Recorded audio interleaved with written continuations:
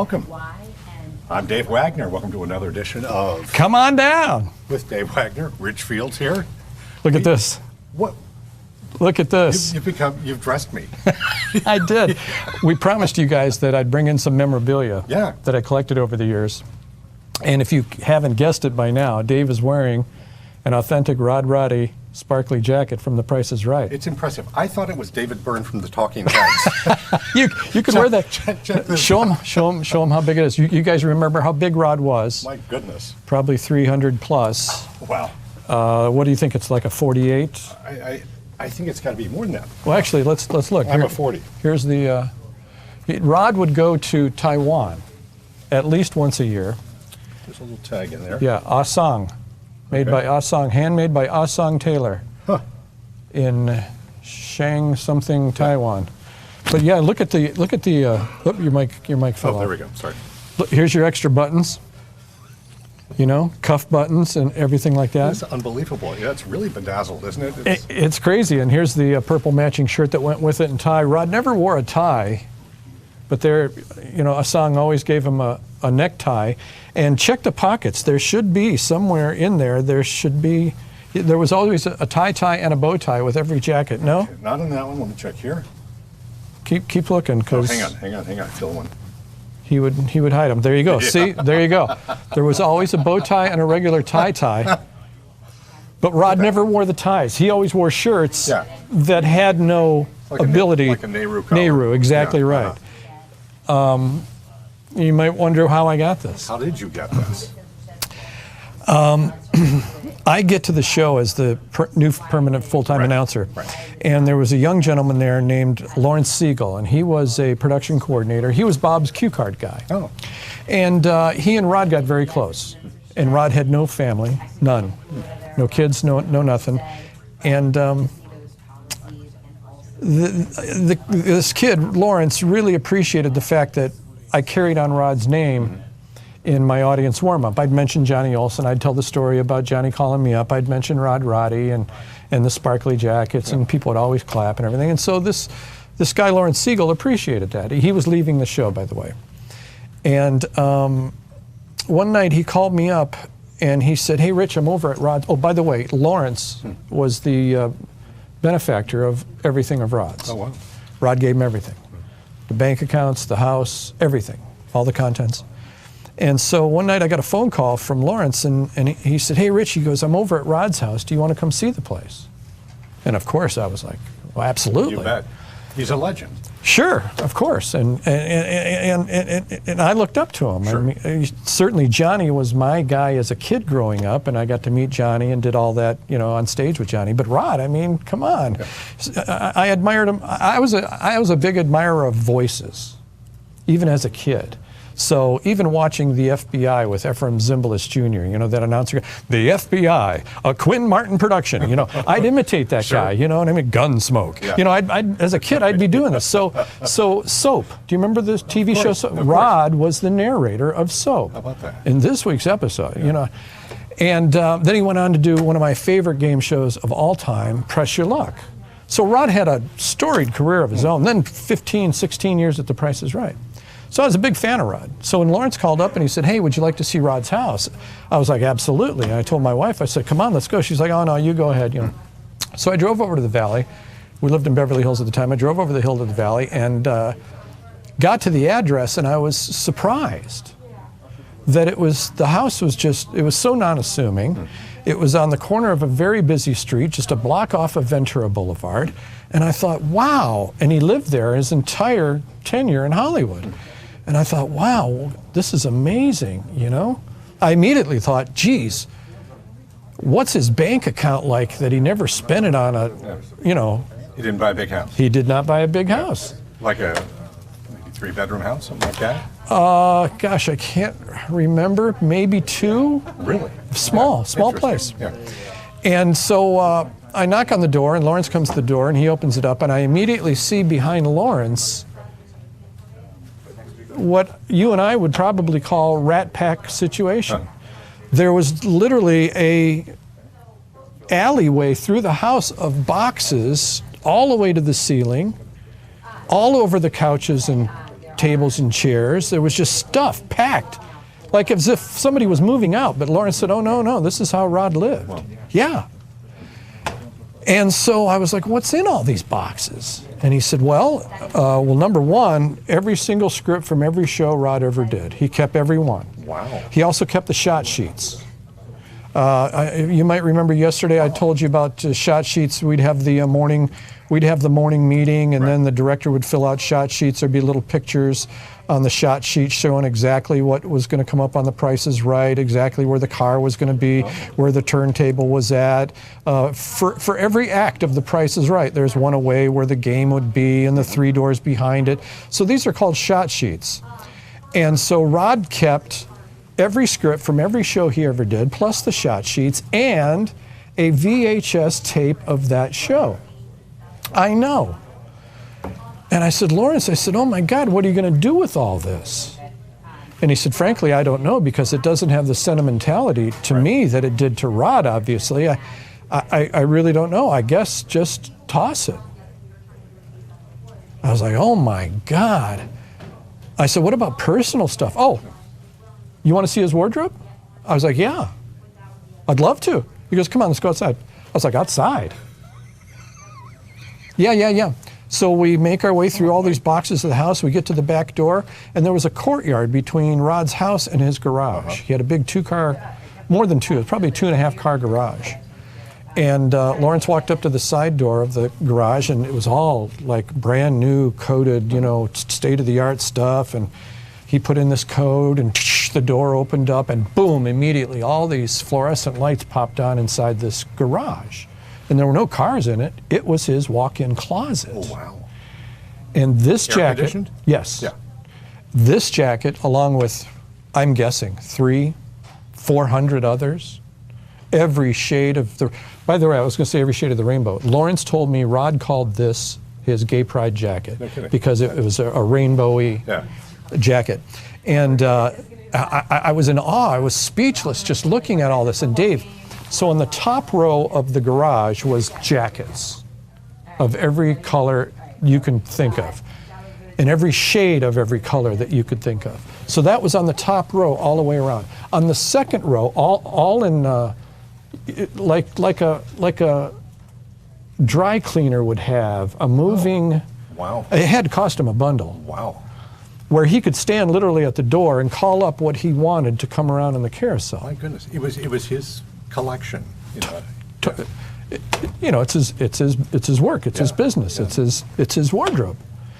And so the top row was all these jackets. The middle row was all the shirts, again, of every color. Like a silk shirt? Yeah, all silk. Yeah. I'm sure it's also made by a Song in Taiwan. It doesn't even say. Some of the stuff would say specially made for Rod Roddy. So all shirts on the second row, and then on the bottom was shoes and ties and and I stood there, and my first thought looking at this was like, oh my God, what are you going to do with this? And so I just said it out loud. I said, Lawrence, what are you going to do with all this? And he said, I don't know. Wow. Do you want it? I know.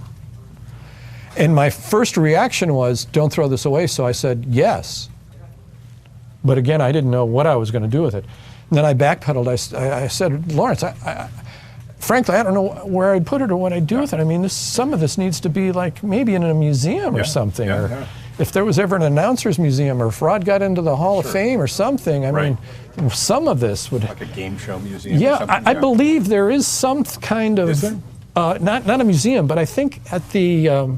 in D.C., at the big museum where they have everything. Smithsonian? At the Smithsonian, I believe there's a Price is Right, what do they call it, a diatribe, one of these little areas, and it has some retired things there.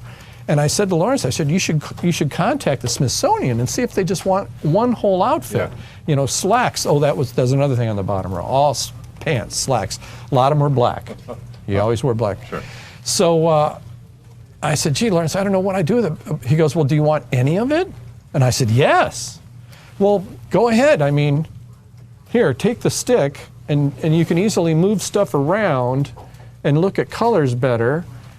And I immediately saw stuff up there that I'd seen on the show a dozen times or more.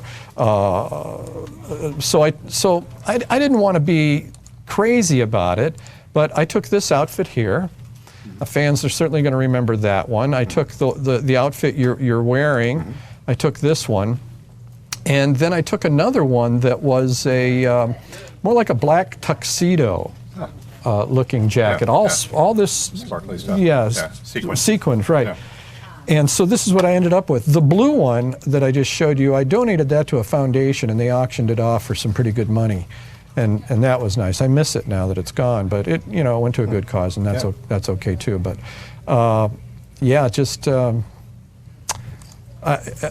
so Lawrence ended up packing it all up in boxes, and it's now in boxes in his garage in Albany, New York. Hundreds and hundreds and hundreds of jackets and shirts. What does he plan on doing? I don't know. He doesn't know. Wow. I mean, but he felt uncomfortable getting rid of it. Yeah. Yeah. Because they were so important to his good friend. Yeah. Yeah. Exactly. What's interesting about this is, you took over as the announcer on The Price is Right, and you took over not only the announcing duties, but you took over that tradition of being a hoarder. Maybe that's where I got it from.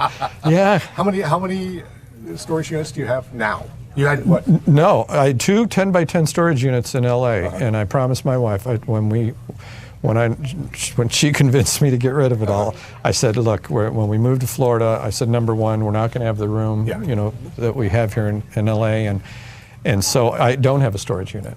No kidding. No, so I either sold or gave away most everything I had. But I brought some things for you today to see. I want to see them. And since we're talking about Rod, I didn't want you to see this before the show started, but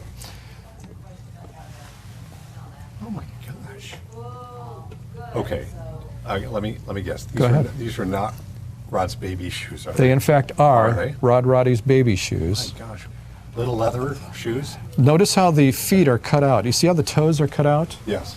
Oh wow. And as Lawrence told me, that Rod told him, Rod was a big man. Yeah. He was a big boy, and his parents got tired of buying him new shoes, so they started cutting the toes out of all his baby shoes just so he could wear them for a few more months. They were poor. They lived in Texas, and so these are Roddy's baby shoes, and these sit in my office, my studio at home. Oh my gosh, that is just wild, isn't it? And I know it's probably not translating well on TV, so I brought in a photograph so folks could see. Yeah. And you can see how the toes are cut out, and look how beat these things are. Yeah, they got a lot of use. Got a lot of use. Exactly right. He also gave me Roddy's headphones from The Price is Right. Oh, cool. What kind of headphones are they? They're Sennheisers. Okay. And this is before Rod got in-ear buds, which I also used on Price. I'm going to show you this and see if you can figure out what this is.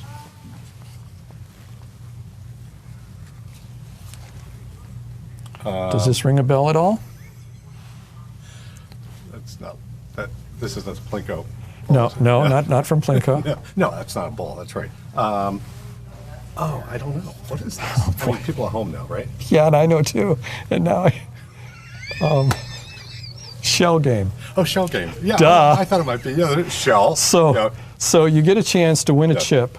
Okay. Okay. There's 3 shells on the table with Bob. Yes. And there's going to be a ball hidden under one of the shells, and you get a chance to win a chip by guessing the actual retail price of the 3 small prizes. Oh, okay. Or within a range, and then you win a chip. So then Bob, shows you on the table that, okay, I'm going to put the ball in her way, and he does his mix-up thing, and then he says, okay, put your chips down, your 2 chips of 3 shells. Okay. Now I remember that game. And if you have your chip under where the ball is, you're the winner of the big prize, a new car. You know what I mean? Something, whatever it is. And so they were changing these out. They were putting in new stuff. Yeah. And these are the original from 1974. No kidding. Yeah. They don't know what happened to the other, somebody probably snagged it and walked off with what happened to the other shells. But, I mean, look at the patina and the wear. Look at this ball. Look at how old and ancient. This is just like a basic rubber ball. This is made of wood right here. Wood, exactly right. What is this made of? I'd say it's cast out of fiberglass. Yeah, I mean, really almost feels like a coconut shell. It doesn't it though? Yeah. It really does. And even on the inside, look how because Bob would grab it with his hands, Yeah. and if you can see, the inside's a little rough and raw, so they put Yeah.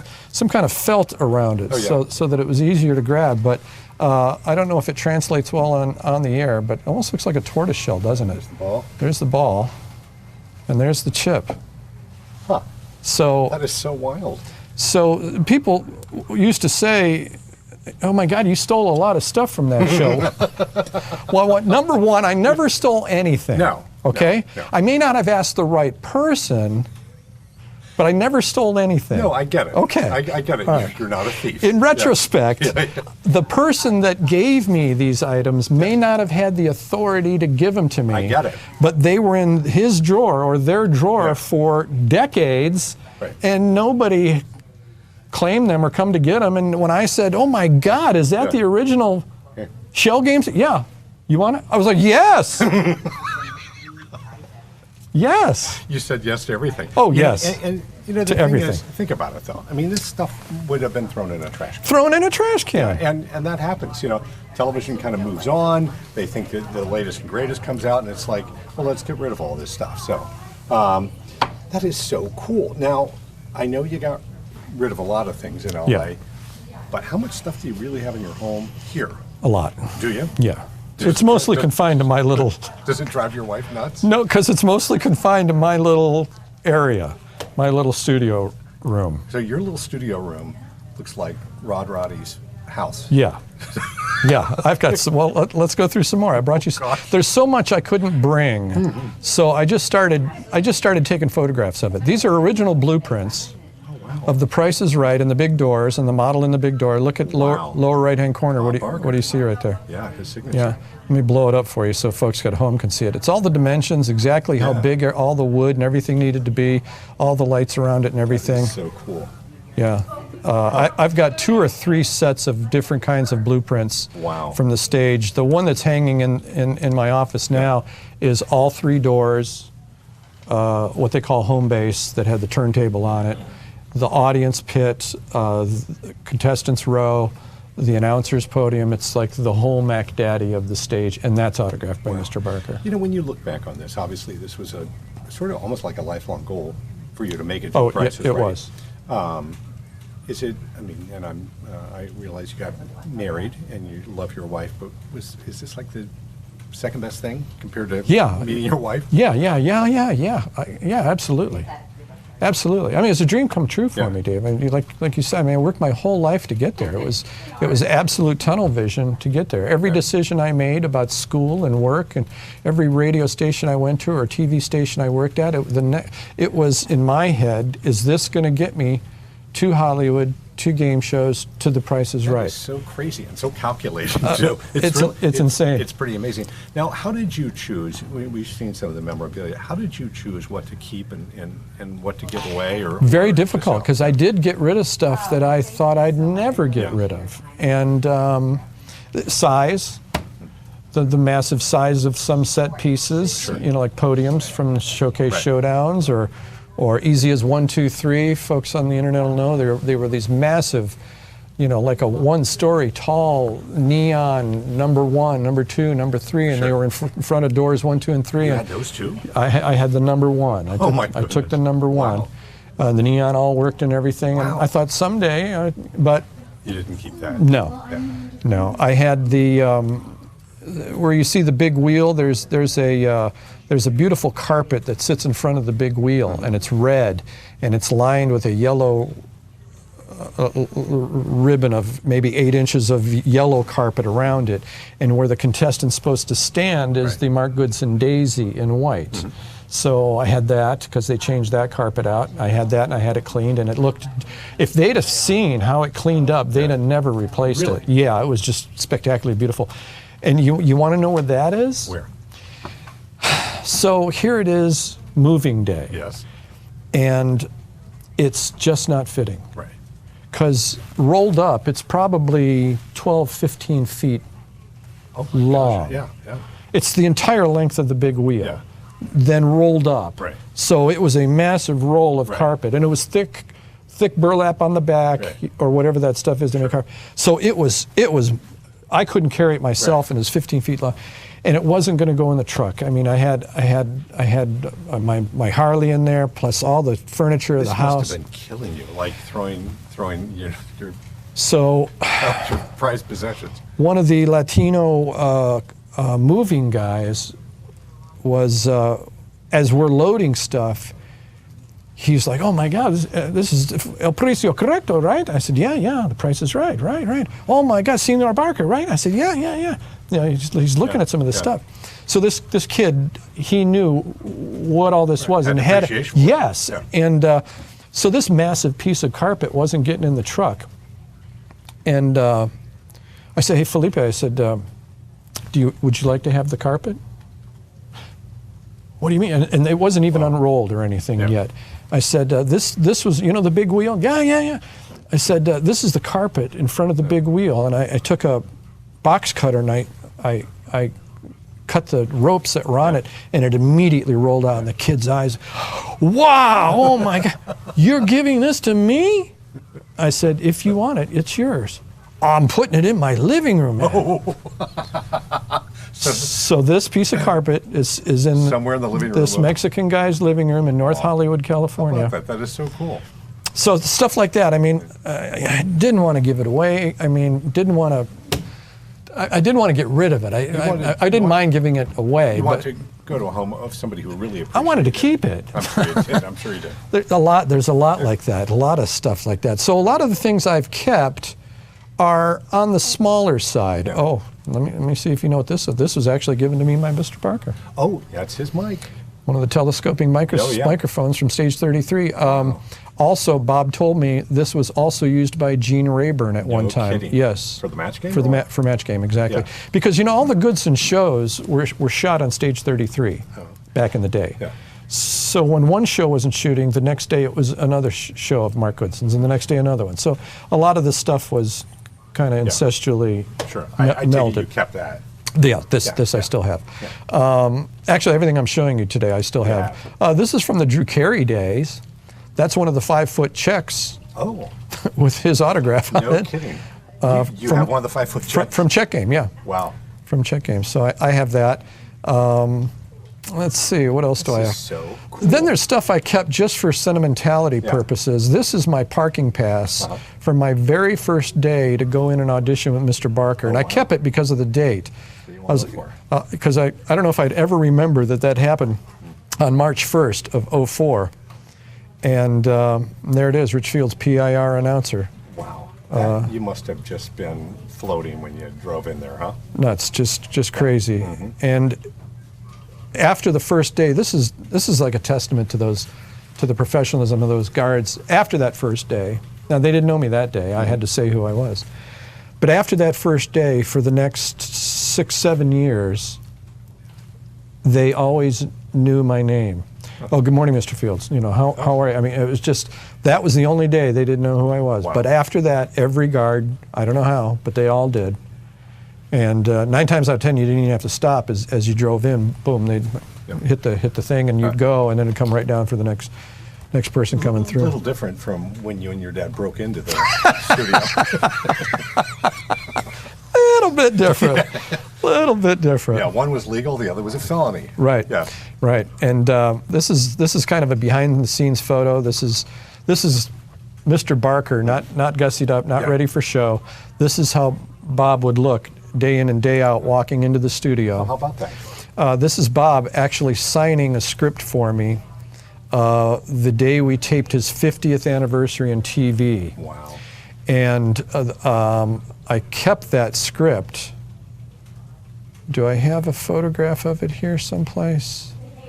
I kept that script because he autographed it for me, and he also autographed for me his final show script. I'm trying to find it for you here, folks. Hang on a second. Let me put Dave and I up real quick. There's so many photos here to show you. It's really unbelievable. And most of everything on here is what you have at home. Right. You still have a lot of stuff. A lot of stuff. You have more? Well, I couldn't find the photograph of... How cool. What does that say? It says Barker's last show. Did he sign that? That- Barker's that's his signature? Yeah. Wow. We should show him. So this is the very last show of Mr. Barker's. This is the script. This is the only one there is, and signed by Mr. Barker. I mean, how many fans would love to have the script from Bob's last show? It's funny that you just still call him Mr. Barker with sort of this allegiance. I don't know if I could ever call him anything else. Is he, what, about 98 now? Something like that? He's close to 100, isn't he? He'll be 99 on December 12th. Wow. Okay, so this photograph I just showed you of Bob autographing his 50th anniversary show, that's the script right there. Bob Barker's celebration of 50 years in television. 50 years in TV. Right there.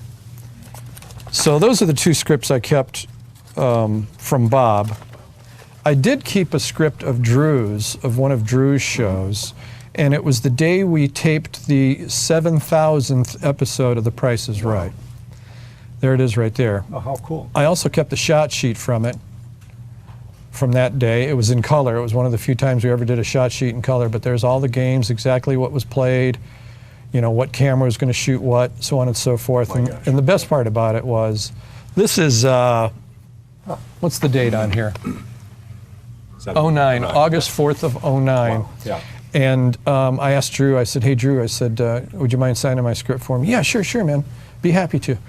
Where's it at? I said, oh, you know what? It's out on my podium right now, but I'll bring it to you. No, it was lunch or something. Yeah. No, that's right. I'll get it. He says, you know, you come back from lunch, blah, blah, blah. So I came back from lunch, and it was sitting there, and look what he wrote. Oh, nice. What a nice thing to say, huh? Rich, I love you, Drew Carey. I mean, so I kept that. Yeah. Well, you helped continue, you know, you were sort of a conduit to his success to a certain extent because you had been with Bob Barker, and he needed somebody from Bob Barker's time. Well, you know, I'm not. Yeah, and I'm certainly not saying I taught Drew how to do the show or anything like that. But we did 1 week's worth of shows. We taped Drew's first week of shows, and I was coming down from my dressing room. They moved my dressing room. I remember I told you I was across from Bob. Yeah. And did Drew go into that Bob's old dressing room? For the rehearsals and the initial couple of days of Drew learning games, yes, but no, he didn't want to be on the stage. He didn't want to be in anybody's close proximity. Oh. He didn't want executives bothering him. So there's a place in CBS Television City, it's Dressing Room Row. It's where all the big soap operas have their, people have been on the show for 30 years. Sure. You know, they're beautiful dressing rooms, gorgeous. And Drew, Bob's dressing room was a shared dressing room with whoever shot on the show. Like Bill Maher, we would strike our show on Wednesday night, and the grips and everybody would set up for Bill Maher, because Bill Maher shot on stage 33. Wow. So Bill Maher would use Bob's dressing room, and they all knew don't mess with Bob's dressing room, but Bob didn't care. Yeah. Well, Drew wanted to outfit the dressing room the way he wanted it. He wanted to put in his carpet. He wanted to put in furniture that he liked. He wanted. So they went to Dressing Room Row and found him a really nice big dressing room, and that's where Drew had his dressing room. Yeah. And it was still. It wasn't like I was off. There was no access to Drew. We were friendly enough that didn't matter. You stayed in your old dressing room? I did not. They made room for me upstairs of that dressing room. Oh. The models were all upstairs as well, and there was one more big dressing room with a shower, and they said, hey, we've got this upstairs, and I immediately thought to myself, well, I like the crappy little dressing room because it was across from Bob. Sure. And, well, Bob's not here anymore. Let's go look at it. So I went up there. I was like, "Oh yeah, this is." It had a little living room, a little seating area and tables and lamps. You know, I didn't have that downstairs in the Bob days, so it was much more palatial and So when Drew became host, my living situation got a whole lot better at The Price is Right. I was going to ask you about this. So sure. This is Bob's last show right here. Bob's last show. And, here's the script that we showed you a little while ago. Do you recall what some of his last words were to you? What he said to you as he walked out? Wow, there are some pictures on the internet, and I'll bring some into you.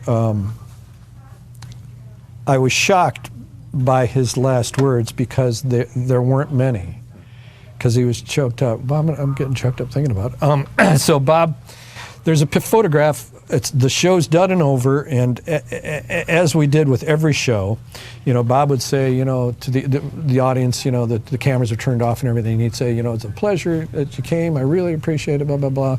Have a great day, everybody. And he would hand his microphone to me, the telescoping mic, and I'd say, one more time, Bob Barker, everybody. And Bob's already walking off, and he would turn around and he would salute. Sure. So on the last show day, I don't know if I'm going to get through this. It's not a big deal once you hear about it. Just for some reason, it's hitting me hard.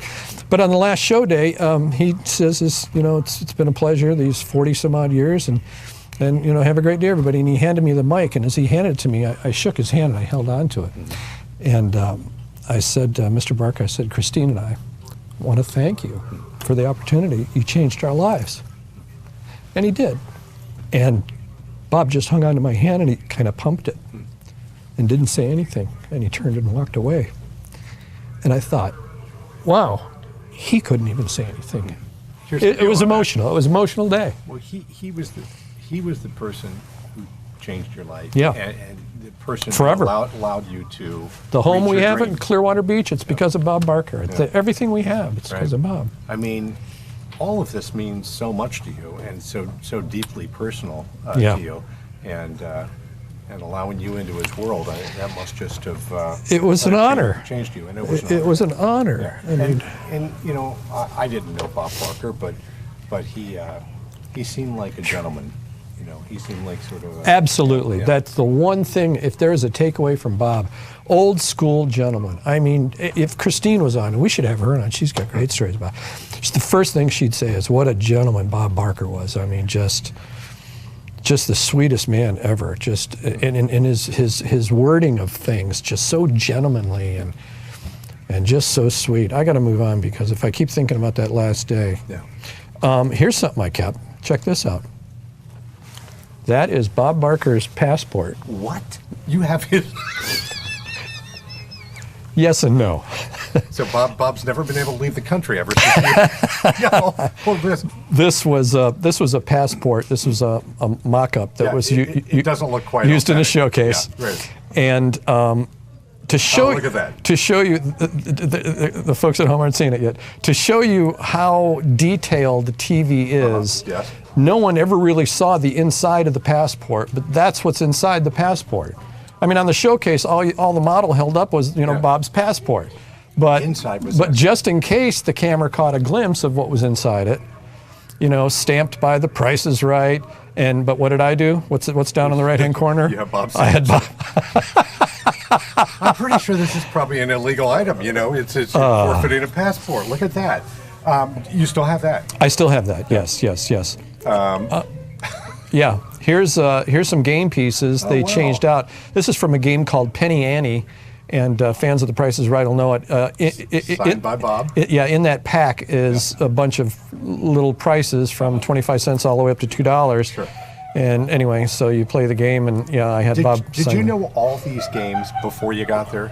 Oh yeah. Did you have them all memorized? Yeah. I was a huge fan. I don't think I ever. What an advantage, huh? I don't think I ever missed The Price is Right. Really? Yeah. I don't think I ever missed it. So, when you met your wife, did she think, okay, this guy, I like this guy. Again, incredibly handsome human. Really, honey? Is that what you thought? But he's a little off on this price. A little obsessive about this Price is Right. Did she ever think that at all, or did she just? We'd have to ask her. That's a really good investigative journalist question that I've never asked my wife. Yeah. She may have thought back in her head, oh, well, he's got a goal. Right. That's better than most guys. That's a hurdle right there. I mean, it seems like, number one, it seems like an unachievable goal. Right. It's like, oh, yeah, great. Yeah, you're going to become an announcer on The Price is Right. And that's the thing. Maybe she thought, well, he has this goal, but it's so unachievable. So, whatever. Right. If it keeps him off the streets and out of trouble, fine. You know what I mean? But I don't know. We'd have to ask her someday. We'll have her on because she was an integral part of everything I did in Hollywood. Wow. I mean, if I was invited, Christine was there. That's her standing right behind me with the lanyard on and with the vest, the black vest. And this is me addressing the audience on Bob's last day. Is this the podium that went into the garbage can that you talked about? No, this is podium number 3, because they made a second podium that was green. Okay. And I didn't like it. Bob didn't like it. They immediately changed it out to this kind of, it almost looked like gold, what's that applique? Gold leaf. It almost looked like gold leaf on it. Yeah. And they've changed that out since too. Now it's a big old, huge set. So you have podium 1. Yes, here's podium 1. Oh, okay. If it's got, the little light thing on it, it's got a microphone and had a monitor, and the ribs, see below my arm there, that ribbed wood, that's how you can tell it's the original podium. Does it still have the monitor in it? Yes. So at your home you still have Yes. That is just crazy. Yeah, mic, everything, it's all hooked up. You can come over the house. It's hooked up. You can come over the house and dude, come on down. Well, let me ask you a question. Because your friend who had all of Roddy's stuff, was asked, Lawrence, what are you going to do with it? And you're not going to be here forever. What are you going to do with it? No, I told my wife. I said, look, if it helps pay the bills at a later date, go ahead and sell it. Because it doesn't mean to her what it means to me. Some of it probably does, but certainly not, this stuff, the jackets of rods or the podium. I mean, she could probably donate that or auction that off, actually. But frankly, I don't know. Yeah. But let me show you some other things. I told you about everybody that's ever watched The Price is Right has seen the cars on The Price is Right, and they always have the license plate. Wow. The Price is Right license plate. And they're made of plastic, and they have dozens of these, and cars come in and out, and so I got 2. Oh, how cool. And one's yours. That's yours for to keep. Really? Yeah, really. So there's your piece of Price is Right memorabilia right there. Dave Wagner now has. Now I'm gonna. This is the beginning. That's the beginning of the collection. This is my gateway to hoarding. That's it. You saw it right here. All it's a brand new license plate. May 16, 2022. The day it started. The day it started. Well, I told you, Bob and I drove Cadillacs. So nice. I had a little Cadillac XLR, and a buddy of mine, Mike Simmons. Hey, Mike, we worked together in Palm Springs. He was a big IT guy. And for my birthday, the year I got the Price is Right job, so that would have been November 30th of 2004, Mike got online in California and ordered me this license plate. Oh, so TPIR, cool. Because obviously you can't get all this on a real California plate. So this was your plate in California? This was my license plate in California. That is crazy. A lot of people didn't have any idea what it meant, and that's okay by me. It wasn't like I was driving around going, hey, I'm on The Price is Right. I mean, only inside in Hollywood do people know it as TPIR. Wow. So this was my real... People asked you about it? What it was? People would. They would pull up next to me at a light and go, what, you think you're a big tipper or something? And I'd be like, no, it means The Price is Right. Oh, God, wait, do you work there? And I'd be like, yeah. That's awesome. That is so cool. You don't get to keep that. No, I won't keep that one. This is no big deal, but I brought this because it has a lot of history to it. Any idea, just by looking at that, what that could possibly be? Well, I know it's the CBSI, but those are is it part of the curtain? Yes, those are part of the famous CBS curtains in stage 33. Oh, how cool. It's the last stage that still had, Smothers Brothers was taped there. Jackie Gleason's show. I can't even tell you, hundreds of shows. How did you get this? Okay, this is a big deal because they were taking these curtains down and replacing them. Right. They were so old. Look at the backside, folks. Look at how rank and beat. Yeah, that's a lot of shows. And so, a lot of shows. And so I was going by, I forget the name of the department now. It was like, what's another fancy name for drapes? Anyway, so it's curtains. I don't know. Anyway, so I'll just say the drapery department. Maybe that's what. Maybe it was the drapery department. And I knew they took these down already. And so I walked in there to the ladies, the seamstresses, and I said, "Hi, ladies. Hi, Rich." And everybody knew me. Even if I didn't know them, they knew me. I said, "Hey, I know you took down the curtains, the CBS eye curtains in stage 33. What'd you do with those? You throwing them away?" "Oh, no, no, no. No, we're going to have them cleaned. We're going to put them away. We're going to put them in our vault. There's things we keep. There's stuff we don't give away." Right. And they specifically told us, "Do not give away the CBS curtains." And I was like, "Oh, damn." I said, because they were like, "Why?" I was like, "Well, I was hoping to get at least just one stretch panel of panel of them, and you know, just for." Because I'm a hoarder. I didn't say it, but basically that was the reason. I just wanted them. And I just knew what they meant history-wise, you know, and all the shows that played and the noise that was collected in here. The Carol Burnett show was shot on this stage. So and cool. just all the things that have, you know, it does still smell like smoke. Back in the days when you could smoke in there, and so one of the ladies said, "No, we can't. Sorry, Rich, we can't do that." And one of the ladies was like, "Well, what about that swatch that we took off so they could match up to make new ones?" And she was like, "Are we done with that?" And she said, "I think so, yeah, but they nixed making new ones. It was so expensive." Oh, yeah. CBS just said, "Forget it. Clean those, put them away. If we ever need them for a nostalgia show." Wow. They would rent the stages out as well. There's a movie, a Beatlesque movie. Okay. Was the one with Tom Hanks? Yes. Okay. Yes. Shot on stage 33. They pulled out the old curtains, all cleaned up. Right. Made sure they were in the background. You know, so when they dress the set to make it look like from the day, they still use these curtains. Yeah. So anyway, she said, "We're done with the swatch. I think it's okay. Here." And she handed it to me. And that is just crazy. I thought, wow, I know it's not, you know, people out there may be like, who cares? You know what, I did. You do. I do. You do. Yeah, and I think, you know, that's the great thing about it. You recognize the history in that piece of cloth. Yeah. And, you know, you recognize the history in the podium that got thrown away. You know, and you know, there's value to you, and there's value to anybody who loves The Price is Right, loves CBS, Mother's Brothers. What is it? Oh. It's one of the X's from, what is it, Three Chances? Oh, how about that? You know, Bob, there's a baseball, and Bob puts in the X's, and then he puts in, and you got to draw stuff. That's one of the original ones, because they made just a piece of wood. Wow, I showed you yesterday the movie poster. Right. Do we still have that photo available? If not, that's all right. No big deal. I showed you the movie poster that the Come On Down. Yes. You made the character came from. Mm-hmm. Yeah. So that showcase was about a movie starring Bob Barker and Rich Fields. Oh, okay. Here's the script from that movie. How cool. I brought this. Number one, I kept it because I had Bob sign it. It was written by me. Yeah. The movie is written by me, starring Bob Barker.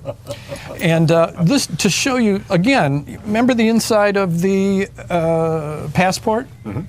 The camera may not even see it, but how thorough they are, that if anybody were to page through it, this, folks, is a real script with real lines and so on and so forth. It's just crazy. I know. Who Paul is and who Jameson is, and I don't know. I don't know what show it came from. I never read it from. So maybe one of the other shows there. Something.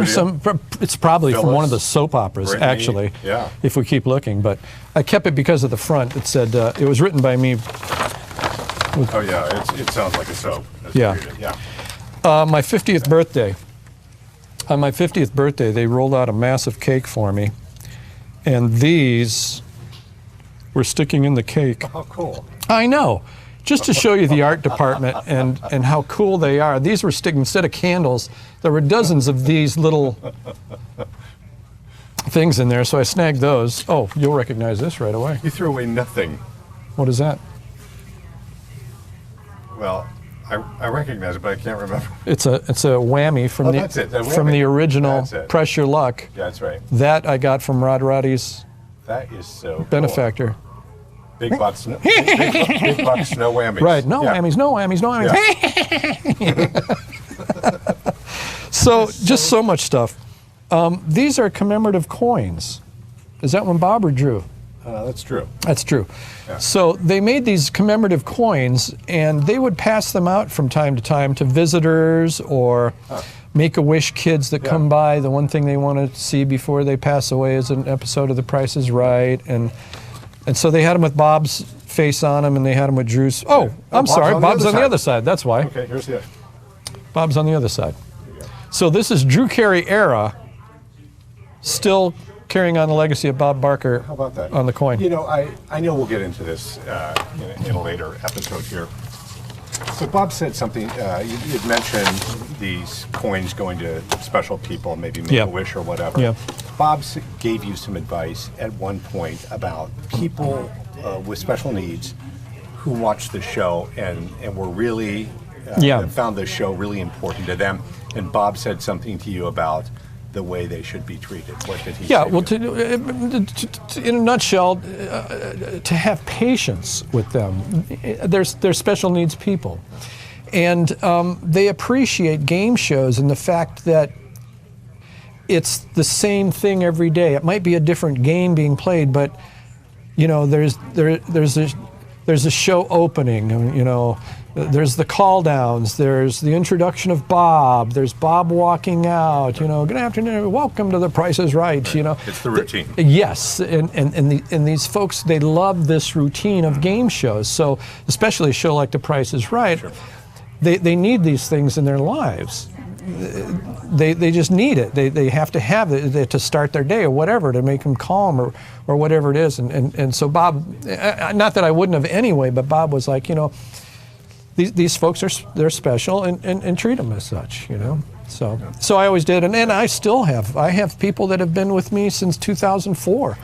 I had people write in yesterday, by the way. Oh, I had one guy write me yesterday and tell me the name of the game show that Drew was on CBS.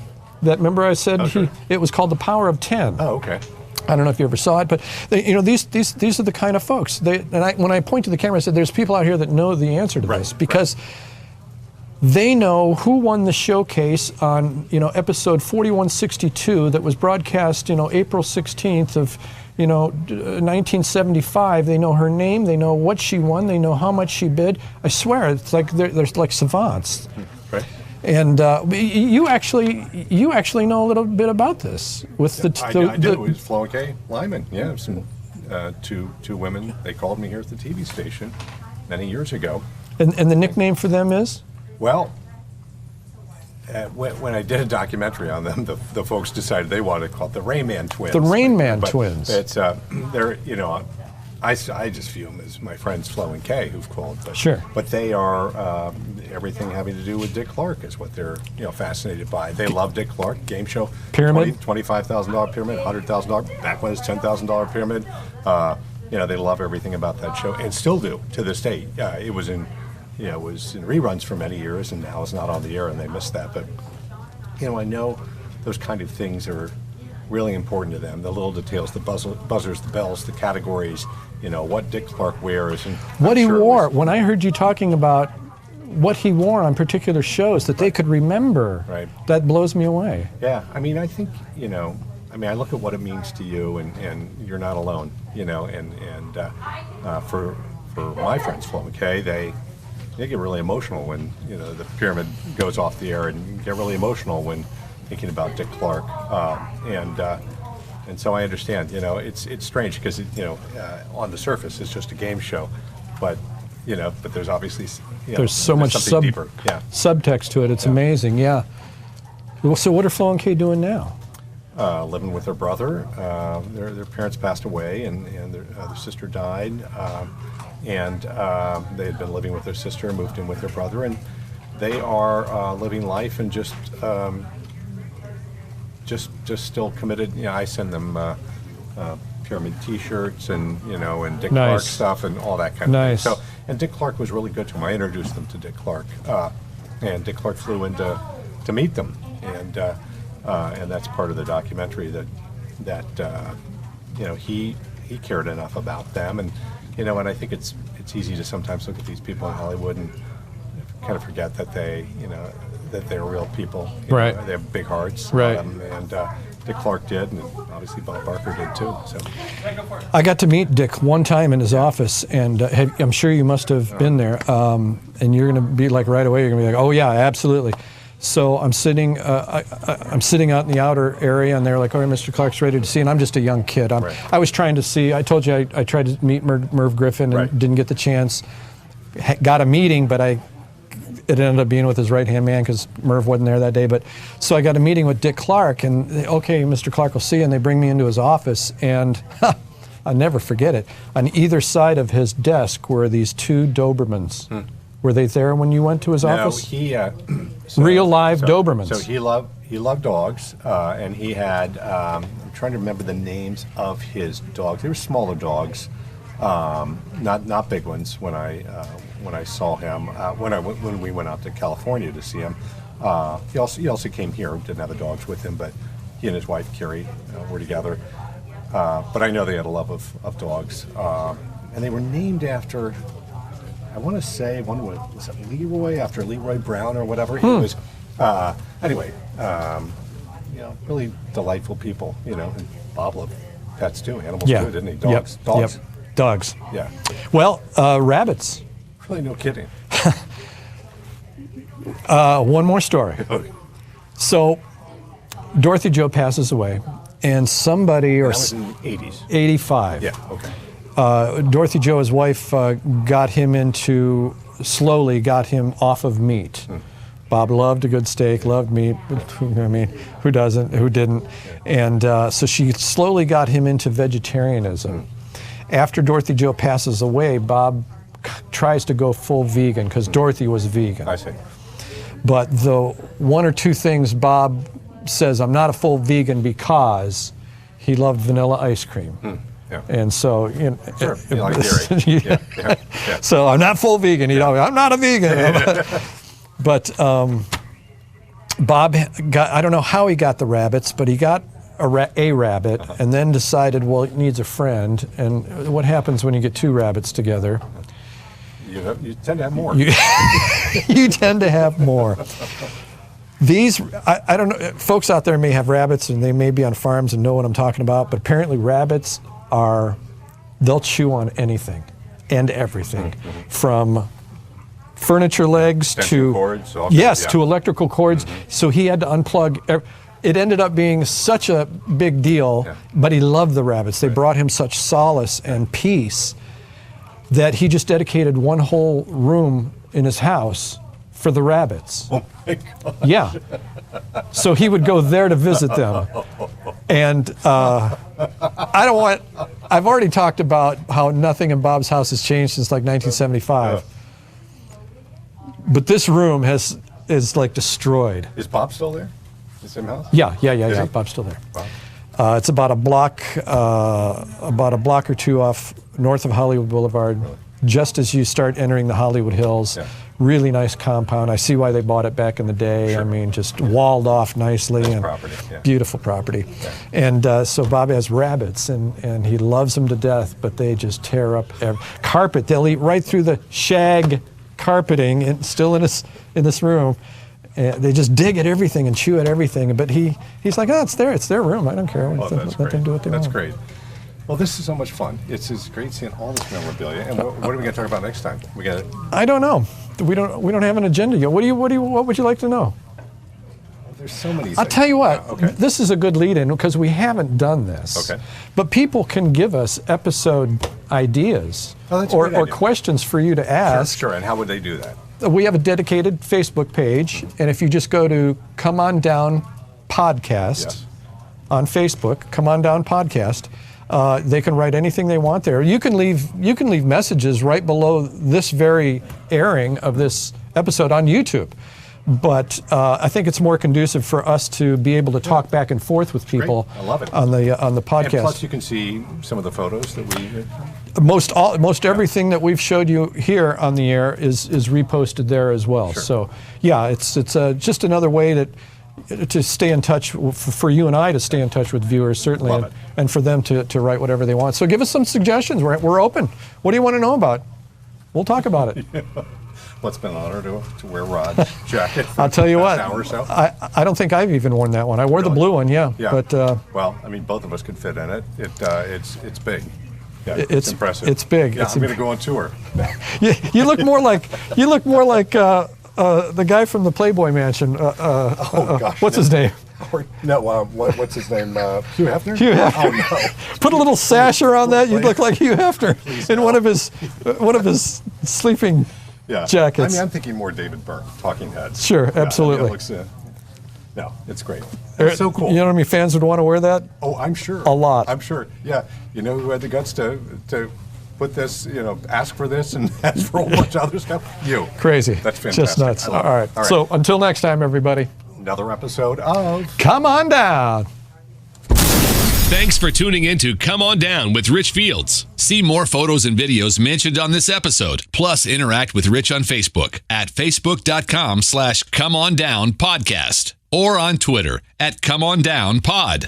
Have a question for Rich? Use Facebook Messenger to connect on our Come On Down Podcast Facebook page. And remember, new episodes are live every Monday at 3 p.m. Eastern.